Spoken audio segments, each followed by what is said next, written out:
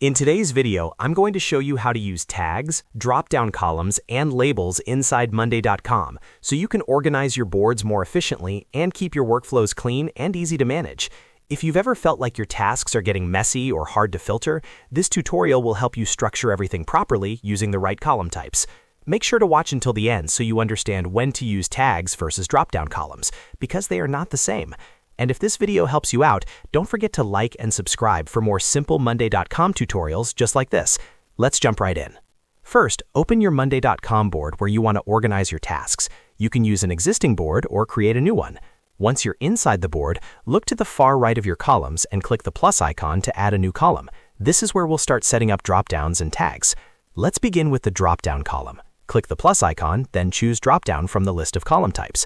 The drop-down column allows you to create a list of selectable options for each item. For example, you might use this for categories like marketing, sales, design, or development. After selecting drop-down, give the column a clear name, such as department or task type. Now click inside any cell in that column. You'll see the option to add or edit labels. Type the name of your first option and press enter. Continue adding as many options as you need.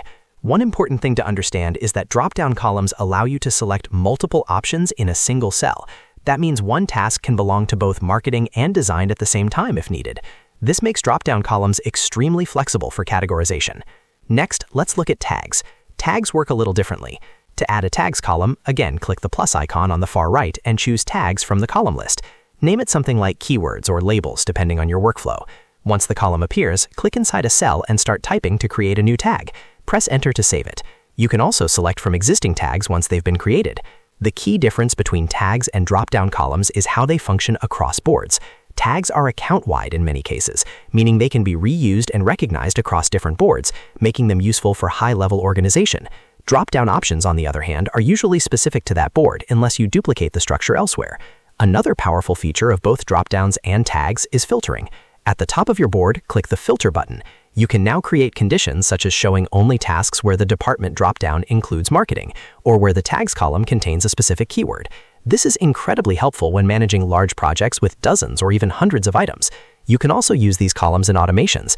Click Automate at the top of your board and create a custom automation. For example, you could set up a rule that when a dropdown changes to urgent, it automatically notifies a team member, or when a specific tag is added, the task gets moved to another group. This allows you to build smart workflows based on how you categorize your tasks. If you ever need to edit your dropdown options, click the three dots on the column header, choose Edit Column Settings, and adjust your labels there. For tags, you can manage or rename them directly within the tag selector when clicking a cell. To keep your board clean, try not to overload it with too many similar columns. Use dropdowns for structured categories within a board, and use tags for broader labeling and cross-board organization. When used correctly, these two features can dramatically improve visibility and reporting inside Monday.com. And that's how you use tags, drop-down columns, and labels inside Monday.com to better organize your workflow. If this tutorial helped you, make sure to hit that like button and subscribe to the channel for more Monday.com tips and productivity tutorials. Thanks for watching, and I'll see you in the next video.